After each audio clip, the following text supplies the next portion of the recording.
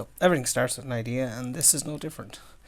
I needed to make a new tea caddy because my old glass one had fallen off the shelf and broke into a million smithereens. So I set about designing a really simple tea caddy to replace that. Something I could do in a half a day. And then went off the rails and designed this ridiculously complicated tea caddy, which I'm going to call unnecessarily complicated. So each corner is a different joint. So I have a dovetail, a half lap, a finger joint and a miter, all of which are very common in boxes. So it's sort of showy, and the design is going to be very kind of rough, like a box you might see for shipping. So you'll see the timber is quite rough as I make the stuff, but I sand it back as far as I can. So yeah, let's turn this paper thing into a real thing. And I begin that by showing you the joints I'll be using and how they work, starting with the humble but powerful dovetail. A drawing light here provides me a good opportunity to show one of the joints in action. So this is across the top of this known as a dovetail. You can see the sides slope out, and then underneath it, in the opposing these, there's a matching cutout. So basically this just slides onto the other. It's a very strong joint, so I don't need glue for this. Just get a little tap, and the slopes of this matches the cut in this, and it gives a really good, like, I'm trying to bend that and flex it and get very little out of it. And this whole setup is on loose dovetails. I take it apart, put it back together. This whole top just comes up, I slide it in, and I can hide it away. A finger joint operates on a similar basis, only the sides are actually at 90 degrees. But it doesn't give you this locking ability, so a finger joint has to be glued. But from a production point of view, they're a lot easier to do. So they're far more common if you buy a cheap box made of wood somewhere. That's the more common joint you're going to see. Right, okay. So the first thing to do with these is to mark my face side, my face edge. So I already squared these on the thicknesser, and I've double checked and fettled them. So I may have said this before, the face side and face edge works of a little man. So your face side gets his legs, your face edge gets his head. And every dimension, every line we strike comes from the face side or the face edge. So there's a lot of sanding still to be done. I fucked that up. It doesn't really matter if you do it backwards, as long as you have the reference points. So on the four corners here we have our four different joints. So we'll have our dovetail, our finger joint, our miter, and our lapped half lap joint. So I'll just do a little demonstration to show you those three. Right, so I've already shown kind of how the dovetail joint works in this lighting array, and the finger joint is very simple, only the sides are the same. So the first one is simple. There's a miter joint. So both of these angles are cut at a 45 degree, and then they come together. You know, as you come around, you join it in. You don't have a visible joint on the end. The other joint then is this half lap box joint, which is very common. So basically, we cut the width and size of this out of the end of this guy, and it just sits in like that and gets glued and then nailed.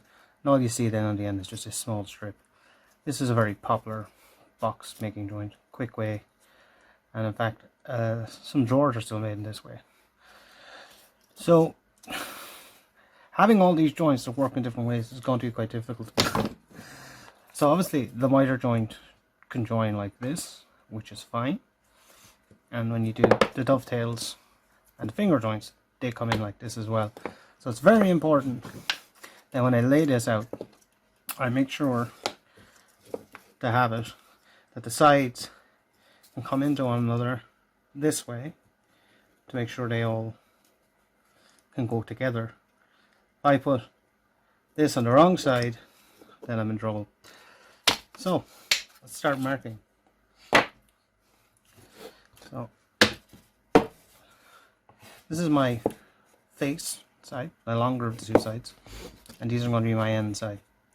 So I want to show the bits on show. Now these are slightly over height, I need to cut them down, but I want the joints on show. So the dovetails, tails of the dovetails would need to be on this face, and then pins for the finger joints will go on this side. So I'm going to keep all my face sides and face edges out. So now I know that I want the front of my mitre here. I'm just going to go pointy end of the mitre of 45, and then here this is going to be the flush side of my rebate joint. Now there's the dovetails. There are all sorts of complicated ways of working out. I said the dovetails is what you want to do, space them out with calipers and all that kind of stuff. But for this, it's a pretty rustic project, so I'm just going to eye it. So I know the thickness of my material, the easiest way to do that is actually get a piece and mark along here. And again, I'm going to work up from the face edge. So when I cut this down to the side, this is gone. So I'll just mark my top, so I know where that's going to be. And I also know then I have a 6mm base going in. I don't want the cut to come through, so that's going to be up 12 from the bottom. So just mark my 12.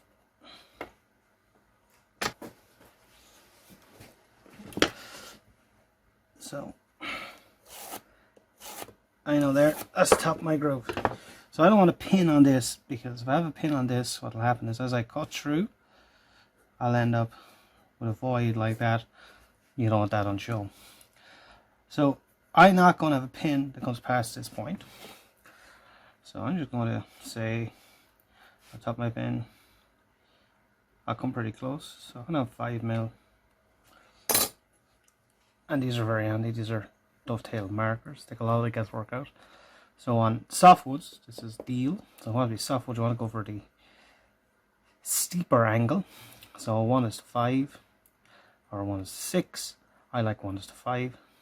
And then on hardwood, you go with less steep angle. So you know, here's this 1:7 or 1:8. Now, this you can work out yourself, do it with a set square, all that kind of stuff. But these are relatively cheap. I picked this one up at a German supermarket. So again, just referencing it off the top like that, and this is thin material, so it's actually quite hard. It's thicker material, wouldn't it? So I'll line up, make sure I'm nice and square, put my thumb over it as I'm trying to show you. So first I guess I'm going to be a little bit clever. Just going to put these up on a few pieces. So again, we're going with the outside, which is 1:8, and I want my pin to splay out this way. So I'm just going to pull this back and reference it, and then mark that. So here I'm working at my spacing, and basically you want to make sure you get that trapezoidal shape and cut it out. I will eventually do a longer form video that kind of goes into more detail here, but just for the sake of this, I'll touch on the main points.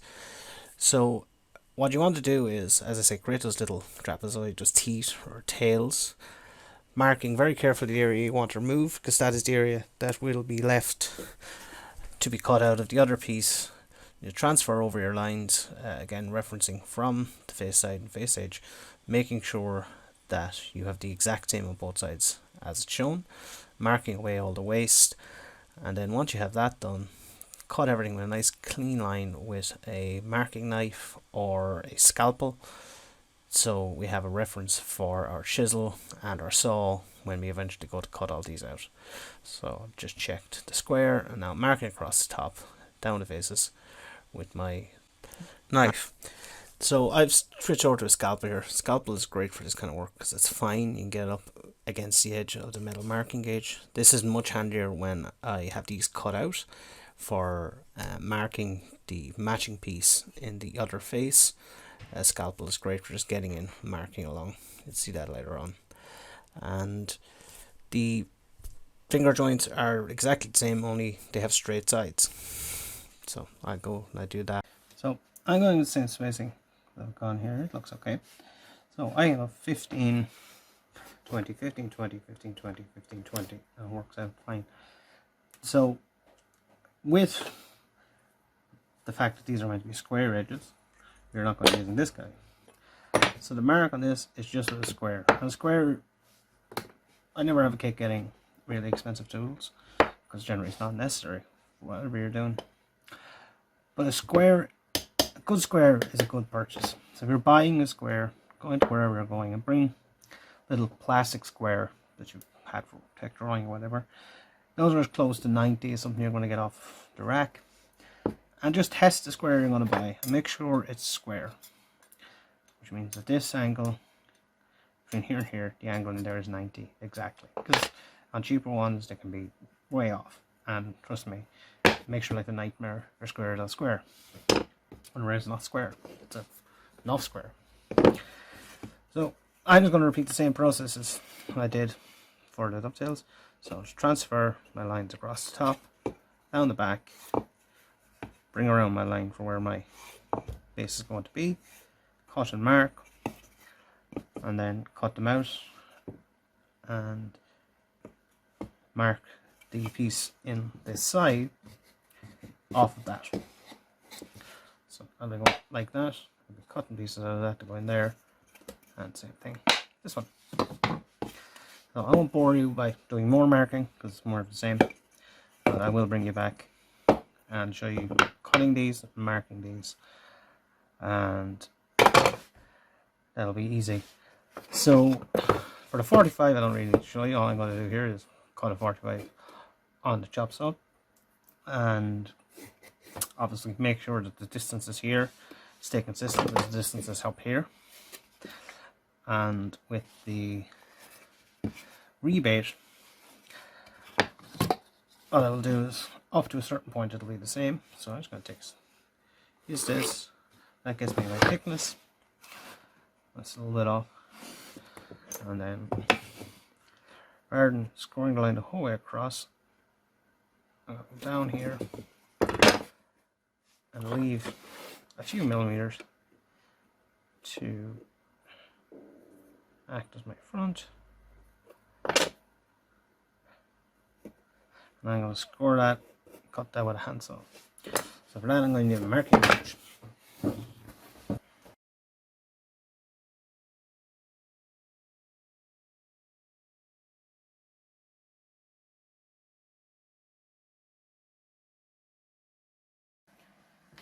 Alright, it's cutting time. So for most of these joints what you want is a horizontal clamp that'll hold it in a vertical position. I have a nice ancient cast iron vise, this from the 50s maybe. But I like this. I like a little bit of elevation. I made this little bench for myself. But you don't need anything like that. The same effect can be created by just getting a board and putting 2 screws in it into the apron of your whatever bench you're using.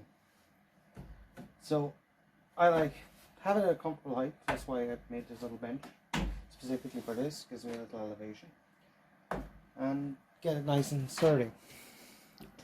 When you're cutting joints like this, you want a fine tooth. So this one was a gent saw, dovetail saw. So this is a fine tooth, so it's not going to tear out too much. If you can use a regular handsaw, but you can see there the amount of teeth that's in that. Even the fine one I have behind compared to this guy. So the finer the teeth, obviously the slower it'll cut, but the better it finishes. Particularly with dovetails, and more so now with the finger joints. This face being as perfect as possible off the saw is the best because it's quite hard to get it right with chisels and such. Now, if you don't, you have to go out and buy fancy saws. You can get a similar tooth count on a regular hacksaw. You know, it'll do it. Just keep an eye on it. This is a nice little junior hacksaw I have. So we've cut our lines here, which created a sharp point to start on. Now a good tip is take a chisel and cut towards, on the waist side, towards that line. And you're only going to take just a little bit out, and what that gives you then is a shoulder to rest this saw in. So you can see there, I'm pulling.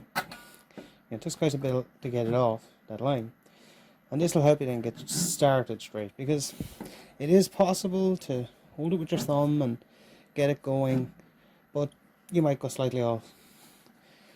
So I'm just going to start here with this, starting my line, and then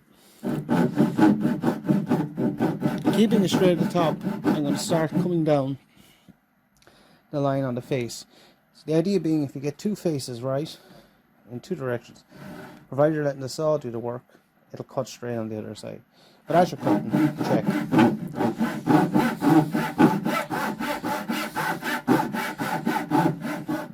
You see this rather quick, and I'm just checking while I'm on the other side.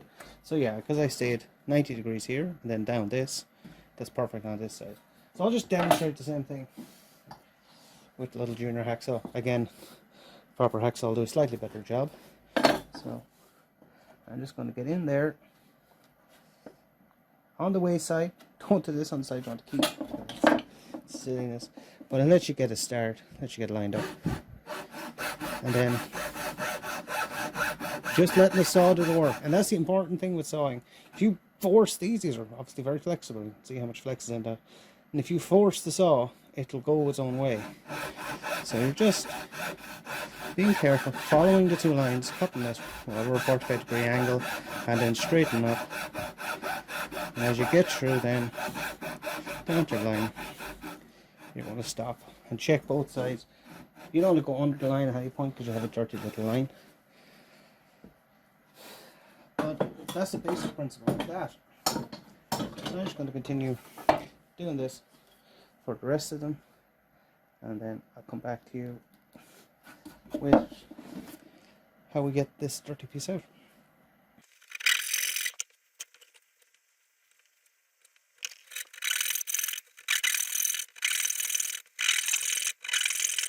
Horizontal cuts done, and vertical cuts.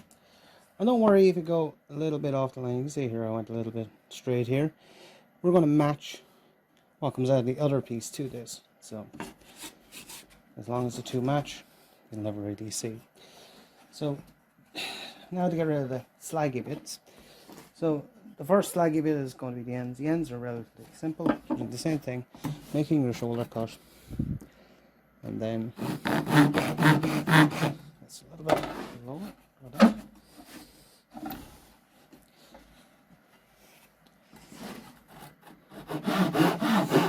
Again, just following that pencil / knife line,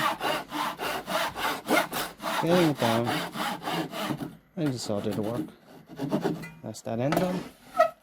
And you can leave, you don't have to cut to the line. Obviously, if you cut to the line, you have less waste to remove later on, but always leave a little bit of waste and cut it off.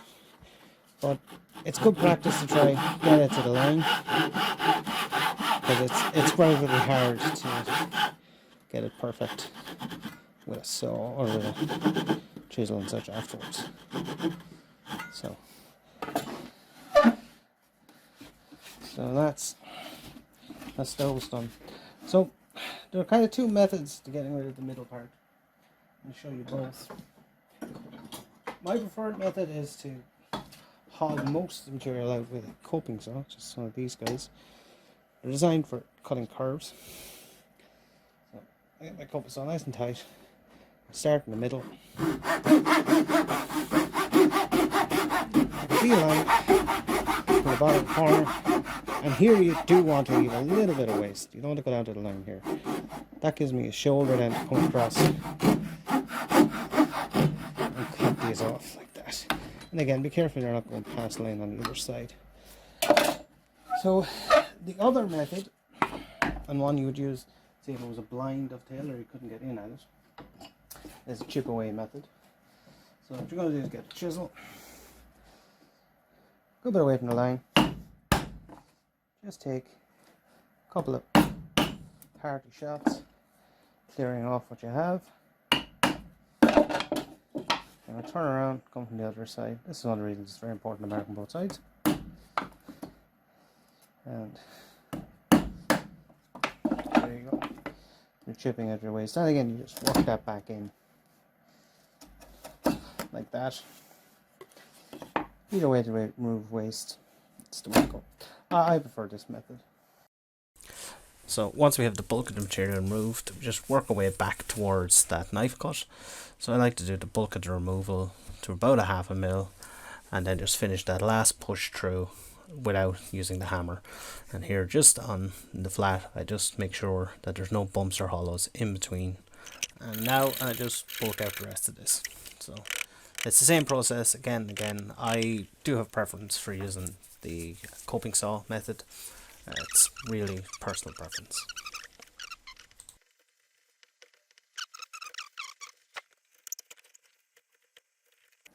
First 1,000 or so of these that you do, they will be pretty funky. So, you know, take it easy on yourself. These are, it's very difficult to get this bang on right at any time. So practice, you know, perfect practice makes perfect. When it comes to marking the pins, there are many, or marking tails, sorry, there's many methods you can use. I like this method. So just using your clamp or whatever you've created.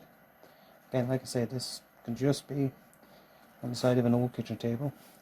I have a piece of scrap, this the same thickness as this.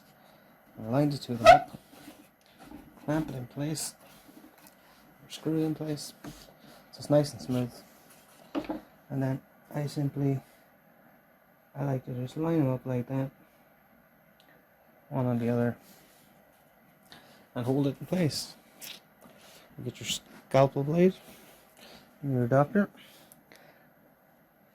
and just use it to follow that line. Again, you're not putting huge amount of pressure. This is a series of shallow cuts. So it's very important to mark your waist. So I'm going to go straight into cutting out the pins. The finger joints are exactly the same process, so I think it's time for some music.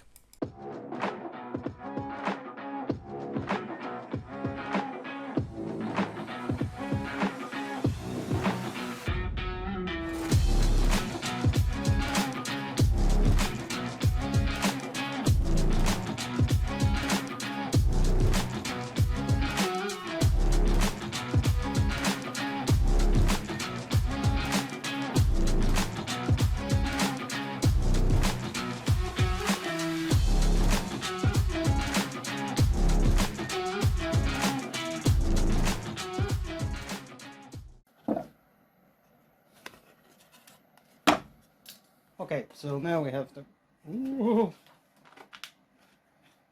not glued yet. So you have the dovetails and the finger joints done. So let's try to do our half lap.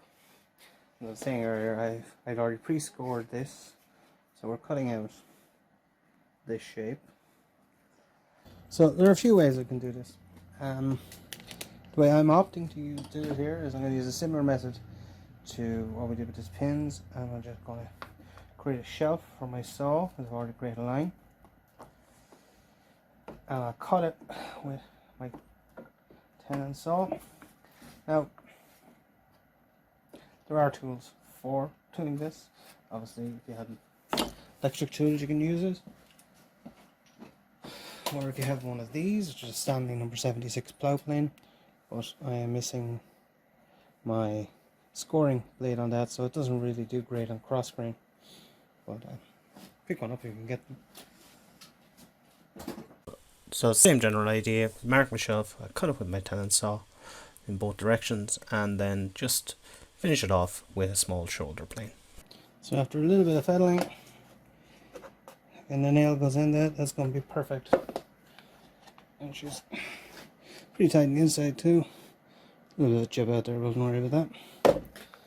So that leaves us with the last in this fun game, miters.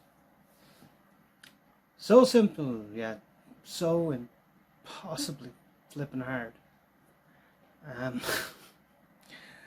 So basically, a miter, as I showed earlier, is when two 45 degrees cuts match at a 90-degree angle. Because a lot of surface are, yeah, 245s match to give a 90-degree angle. So there's a lot of surface for glue, whatever, but so little tolerance for anything going wrong. So there are a few ways you can do a 45. I'm probably going to opt for using my chop saw, which I can dial in at 45. You can get a cutting block, similar to what I made here, with a 45 degree angle cut into it. You put your piece against it and you cut in your 45. Most hand saws will have an inbuilt 45 in the handle, so you hold it like that, back the saw straight, mark along it, and that gives you 45. Or you could just use a simple 45 degree set square, mark it and cut it carefully.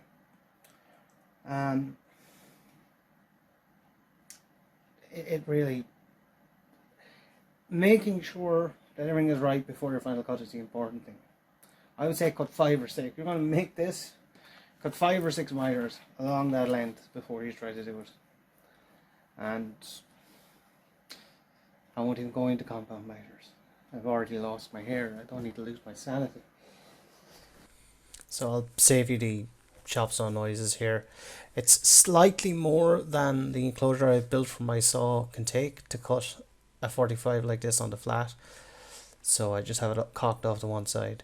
So when I'm cutting these, I'm sneaking up on my lines, taking small amounts so I can get the perfect length and the perfect match. I've done samples to check that the 45 is correct.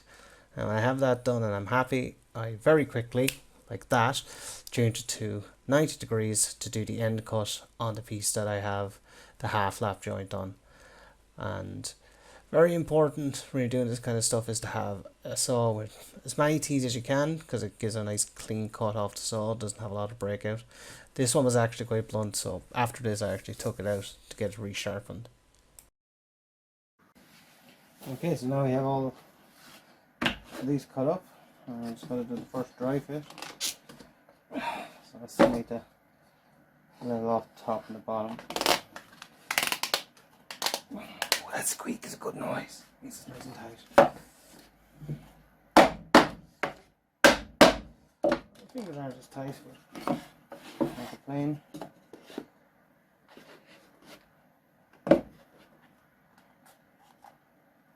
I mean, a little bit more in the very corner there, but that's good enough. It doesn't work to me.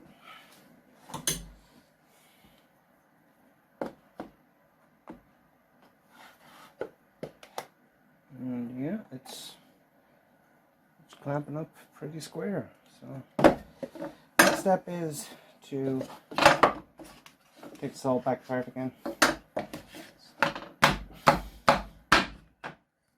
Square up all my faces, make them nice and presentable, and then put a groove along the bottom here to receive our 6mm base. I'm just using a piece of 6mm, just a piece of regular 6mm ply to make the base.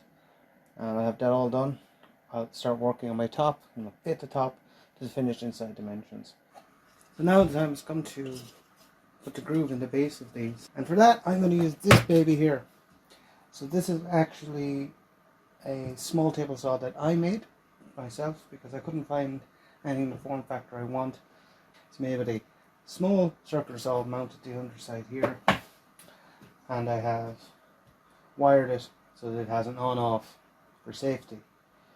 Perfect for my bench, just sits there, perfect for this kind of job, putting in little base grooves and cutting slips. So I did this for all 4 sides, but I have to stop on sides where I don't want the cut to be shown.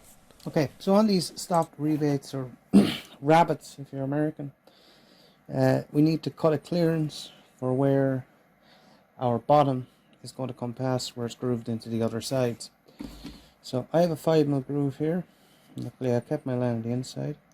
So this is a very simple little job. I'm just going to score across here. And that's where I'm going to drop my chisel.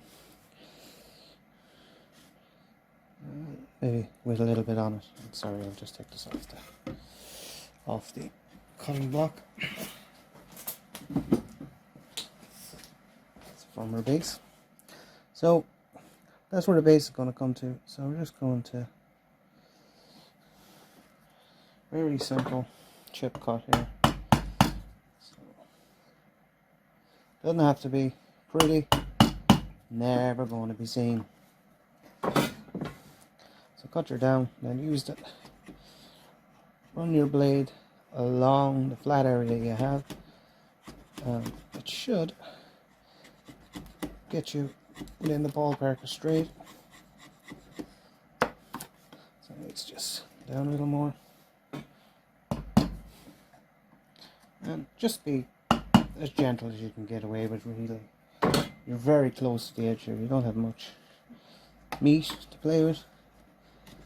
So I'm just running it along the rest of the groove from behind where the curve starts. And chipping it up. That's our stop groove, and it can't be seen from the outside. So now we come to everyone's favourite part of a project, sanding and assembly. So I really wish I could do it this fast in real life. But anyway, here's some music.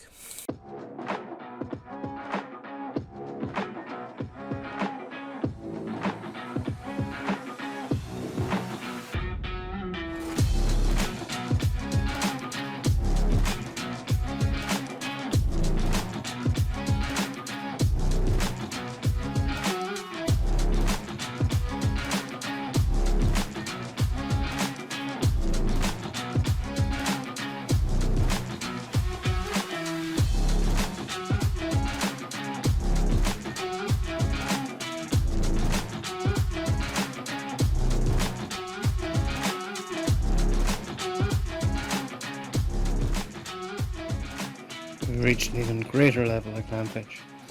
So for that one tiny box I have 1, 2, 3, 4, 5, 6, 7. 7 clams.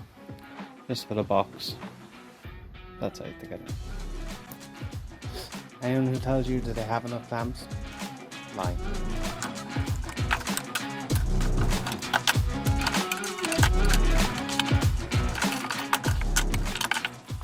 So this is my top. I've taken this piece of what I've used that has a little bit of veiny edge to give an effect, and I've just sanded down the edges here off camera to kind of create that same scoop out.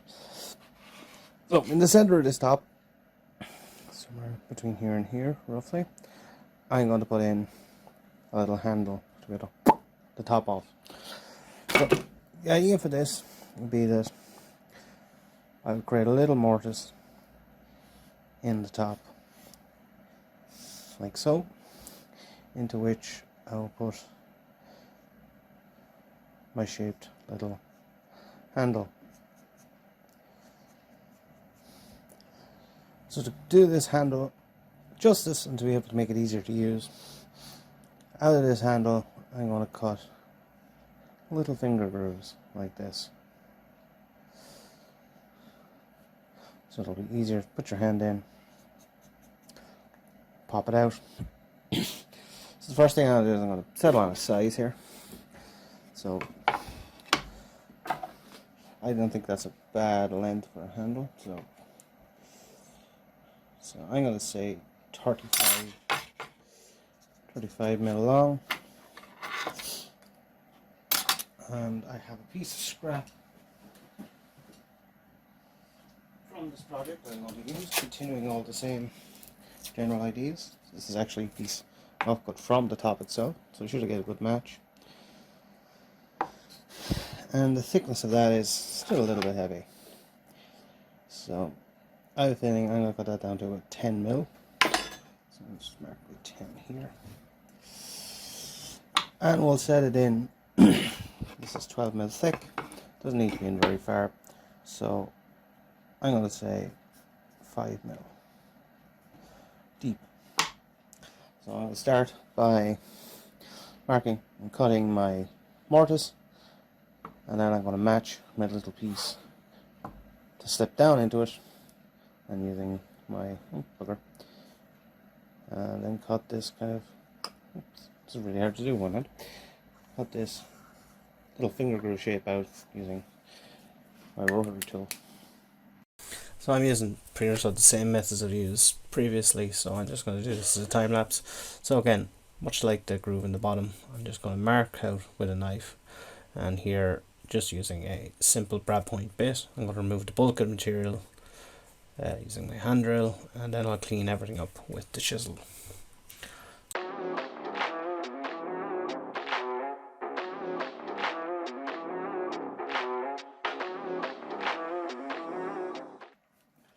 So to seat the lid in here, what I'm going to do is, to match the bottom, I'm going to use a piece of this ply that'll fit tightly inside this, that I'll then affix to the top proper. So this is a very simple job really, but I'm just going to mark up my width here, and cut that shape.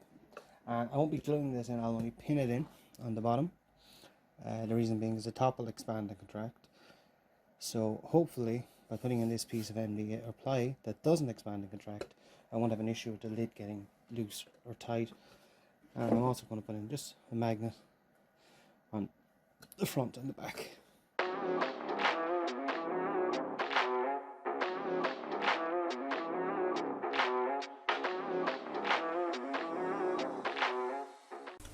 So for this, as I said to start, I wanted a kind of a crate effect. So I've just printed off this T in a font that I think works for a crate. And I have double-sided tape stuck to the back of this, so I'll be able to stick these on as a template and then spray over it with the OCD hair product, which is actually just matte black paint. And just for reference, this is at 50 times speed. It took a really long time to do this. So once I have it glued down and everything as secure to the top as I can, I cover everything that's not getting covered in black spray paint, and then apply a few quick coats to let everything dry. So when everything is dry and I've unwrapped my Christmas present, it's time to apply finish. Now because this is going to have tea bags in it, I'm going for a food safe finish, which in this case is just sunflower oil. So when you're using a natural oil, you need to leave it 24 to 48 hours to soak in and then reapply. And I'd leave this for a few days before I put any tea bags in it, just to make sure the tea bags don't suck up the excess oil. So once I'm happy that the oil is dry, I just put some kitchen towel on the side to make sure nothing's going to pick up on it, and it's time to put this baby to use. I mean, overall I'm quite happy with it. I think the jointing came out really nice. The mixture of joints kind of gives a unique effect, and it suits with the style of my kitchen. But you know, let me know what you think in the comments. It serves its purpose, and now I think I'm going to drink some tea.